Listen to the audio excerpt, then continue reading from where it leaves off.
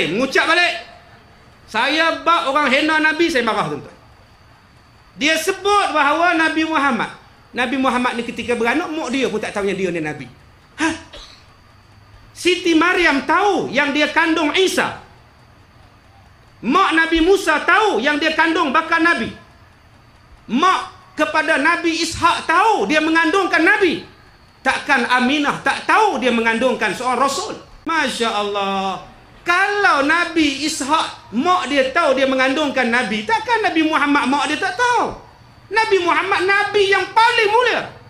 3 kali Jibril mai habaq dekat mak dia. 3 kali tuan-tuan. Wahai Aminah, kamu tahu tak kamu mengandung? Tak tahu. Kamu mengandungkan manusia pemimpin umat di akhir zaman. Ini misalnya contohnya. Makcik Wahab bin Zam'ah berkata, kami sering mendengar muka surat 26 tu kan, nombor 2. Kita ambil nombor 2. Mendengar Aminah bercerita bahawa aku tidak berasa berat mengandungkannya seperti dirasai perempuan-perempuan lain. Cuma aku berasa pelik kerana haidku tidak datang. Kadang-kadang dia berkata, ada seseorang datang ketika aku di antara tidur dan jaga. Lalu dia berkata, adakah engkau sedar engkau sedang hamil? Aku semacam berkata, aku tidak tahu. Maka orang itu pun berkata, sesungguhnya engkau telah mengandung penghulu umat ini dan nabinya. Peristiwa itu berlaku pada hari Isnin. Orang itu meninggalkan aku sehinggalah hampir masa bersalinku. Dia datang kembali dan dia berkata, ucapkanlah u'idhuhu bil wahid. Support atas tu juga. Daripada Az-Zuhri katanya, sesungguhnya aku telah mengandungkannya tetapi tidak berasa apa. Hak ni dan hak lain lagi banyak lagi lah. Tak ada. Tak ada sahih. Datang pula mimpi lagi sekali. Wahai Aminah, nanti bila kamu nak melahirkan anak kamu, bermohonlah kamu perlindungan daripada Allah. Dan kamu hendaklah namakan anak kamu Muhammad. Suruh bubuh nama Muhammad nanti beranak ni. Jibril tak ada. Allah perintahkan dia. Mana boleh kita kata Aminah pun tidak tahu yang Nabi Muhammad itu anak dilahirkan, dikandungkan oleh dia. Rujuk dalam kitab tuan-tuan. Di antara kitabnya ialah Kitab Sirah Nabawiyah yang ditulis oleh Dr. Ain Abdullah Al-Qarni, terbitan Hidayah Publisher, muka surat 16 sampai 18. Detail hadisnya. Jangan nak mengelirukan orang Islam. Sampai ada satu ustaz lain pula jawab apa yang saya cakap. Dia kata, Ustaz Kazim cakap benda tak masuk akal. Adakah Nabi Muhammad bila dilahirkan dah siap-siap bersunat? Tak masuk akal, kata dia. Bro. Lahirnya Nabi Muhammad tu bila lahir dia siap menghadap ke arah kiblat. Terus dalam keadaan sujud. Dan lahirnya siap-siap telah disunatkan. Mana boleh kita kata Nabi Muhammad tu sama kelahiran dia dengan budak-budak? Nabi Muhammad bila lahir saja tuan-tuan, sebut kalimah Alhamdulillah. Budak mana yang lahir sebut kalimah Alhamdulillah? Ada satu orang ustaz, saya rasa dia pun tak faham apa yang dia baca. Dia kata Nabi itu beranak terus dikhatankan, bersujud dan menyebut Alhamdulillah. Saya rasa kalau Nabi buat lagu tu waktu beranak-beranak, beriman habis Abu Jahal dengan Abu Lahab. Terbit daripada perut Aminah, Alhamdulillah. Sujud, tengok-tengok berkhatan. Tuan-tuan, kalau kita yang dengar, kita faham cerita macam ni, cerita Scooby-Doo boleh lah. Tapi kalau nak ugama cerita macam ni mengarut tuan-tuan. Orang putih dengar pun, ku mana Nabi Mbak? Mujur dia tak kata Aminah keluar kot mulut, tak keluar kot perut. Tuan-tuan, saya ni ustaz. Kecil-kecil dulu saya bersunat dengan Tok Mudim. Dalam ramai-ramai ni ada Mudim saya. Bangga duk nyembang dengan orang sebelah. Dia waktu kecil dulu aku motornya. Tak kerendah saya tuan-tuan. Bayangkan Nabi Muhammad kalau dia ada orang sunat. Dia dulu aku motor tu. Sekarang dah jadi Nabi. Berkat aku lah kita ni. Tolonglah tuan-tuan, bercakaplah bersandarkan kepada hukum. Saya minta lah tuan-tuan. Ini tidak. Apa yang orang cakap, apa yang mereka cakap, kita kata betul belaka. Bukankah kita ada Quran dan hadis untuk kita rujuk?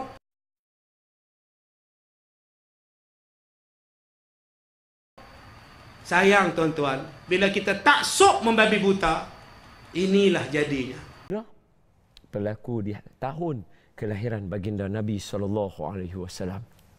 Diikuti dengan beberapa lagi peristiwa-peristiwa yang berlaku, tanda-tandanya seperti contoh yang diungkapkan oleh beberapa ulama di dalam kitab-kitab mereka, apabila robohnya mahligai-mahligai, tiang-tiang di Parsi, terpadamnya api sembahan. Walaupun ada setengah ulama mengatakan perkara ini tidak berlaku, tetapi bagi pendirian saya ini tidak menjadi satu perkara yang mustahil di sisi Allah Subhanahu wa taala.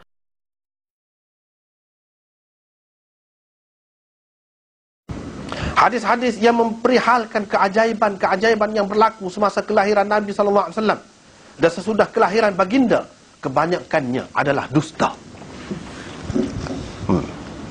Apa mana? Banyaklah. Mak Nabi mengandung tak serah sebab mengandung. Tak ada sahih tu.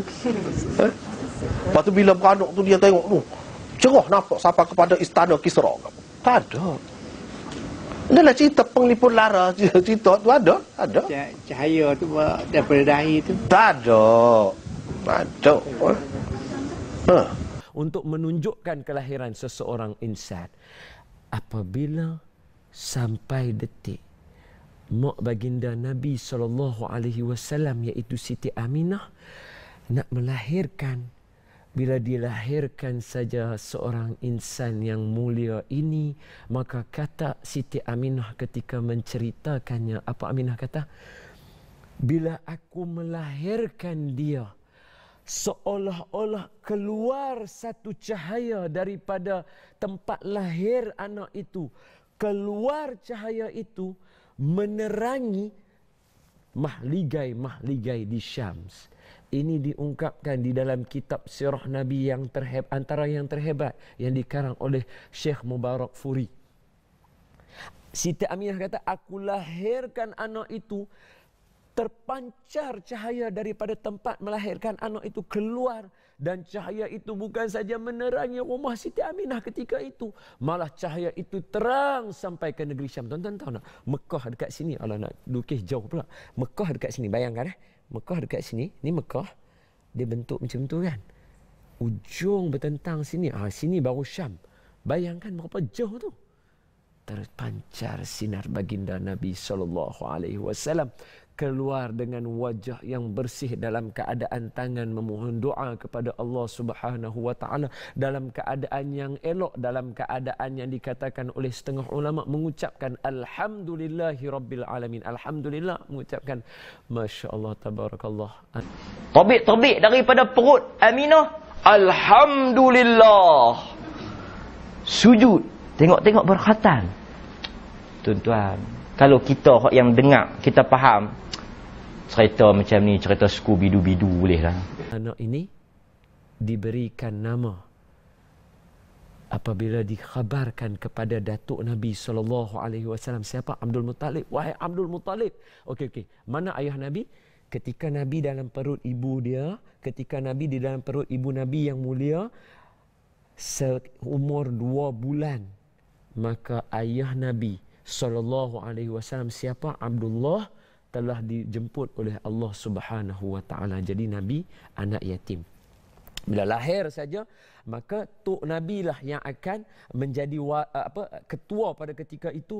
Dengar saja sudah lahir anak itu, ambil Nabi SAW, dia bawa masuk ke dalam Kaabah, kemudian dia doa kepada Allah Subhanahu wa taala keberkatan ke atas anak ini, dan diberikan ilham oleh Allah Subhanahu wa taala, diberikan ilham oleh Allah Subhanahu wa taala, diberikan ilham oleh Allah Subhanahu wa taala, namakan anak ini dengan Muhammad sallallahu alaihi wasallam.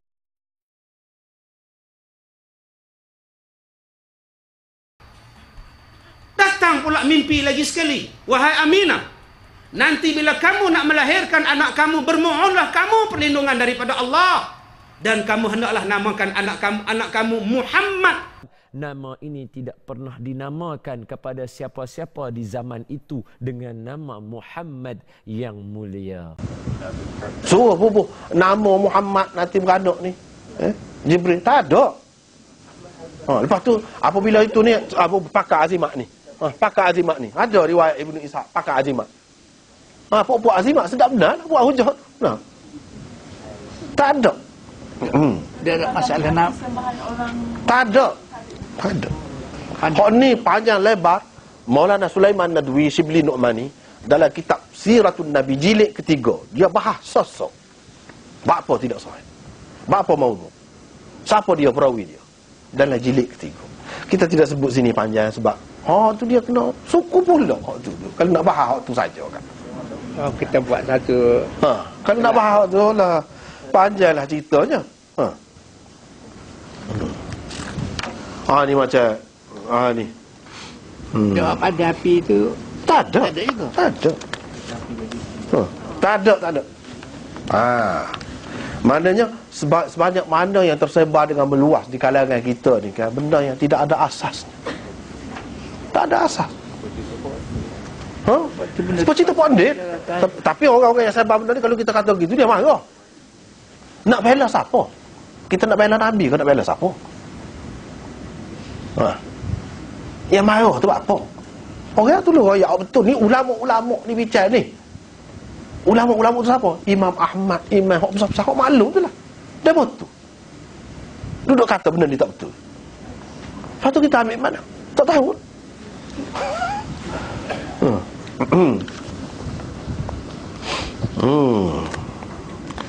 Ni misalnya, contohnya. Makcik Wahab bin Zam'ah berkata, kami sering mendengar, muka surat 26 tu kan, nombor 2. Kita ambil nombor 2. Mendengar Aminah bercerita bahawa aku tidak berasa berat mengandungkannya seperti dirasai perempuan-perempuan lain. Ni misalnya, contohnya. Makcik Wahab bin Zam'ah berkata, kami sering mendengar, muka surat 26 tu kan, nombor 2. Kita ambil nombor 2. Mendengar Aminah bercerita bahawa aku tidak berasa berat mengandungkannya seperti dirasai perempuan-perempuan lain. Cuma aku berasa pelik kerana haidku tidak datang. Kadang-kadang dia berkata, ada seseorang datang ketika aku di antara tidur dan jaga. Lalu dia berkata, adakah engkau sedar engkau sedang hamil? Aku semacam berkata, aku tidak tahu. Maka orang itu pun berkata, sesungguhnya engkau telah mengandung penghulu umat ini dan nabinya. Peristiwa itu berlaku pada hari Isnin. Orang itu meninggalkan aku sehinggalah hampir masa bersalinku. Dia datang kembali dan dia berkata, ucapkanlah u'idhuhu bil wahid. Sebab ada atas tu juga. Daripada Az-Zuhri katanya, sesungguhnya aku telah mengandungkannya tetapi tidak berasa apa. Hak ni dan hak lain lagi banyak lagi lah. Tak ada. Tak ada sahih. Bagaimana dengan kitab berjanji yang tidak baca? Berjanji itu tak ada asal asuh doa tu.